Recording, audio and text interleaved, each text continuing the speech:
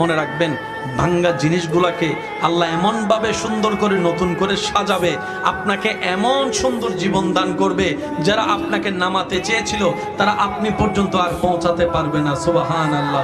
যারা আপনাকে টেনে ধরে নামাতে চেয়েছে তারা অনেক পিছনে পড়ে থাকবে, আপনি রবের রহমত নিয়ে অনেক দূরে এগিয়ে থাকবেন। মনে রাখবেন, শুধু একটু সয়ে যাবেন, একটু ধৈর্য ধরে থাকবেন, একটু সহ্য করে চুপ করে থাকবেন। যত সইবেন তত পাইবেন, যত সইবেন তত পাইবেন। কোনো আফসোস নাই, কোনো আপত্তি নাই, কোনো হা হুতাশ নাই। রবকে শুধু এতটুকু বলবেন, যখনই মন খারাপ হবে সিজদায় মাথাটা ঝুঁকিয়ে, ইয়া রব, আমি যা পেয়েছি কোনো কিছু পাওয়ার যোগ্যতা আমার কাছেই নেই, সব তুমি দয়া করে দান করেছো, সব তুমি দয়া করে দান করেছো।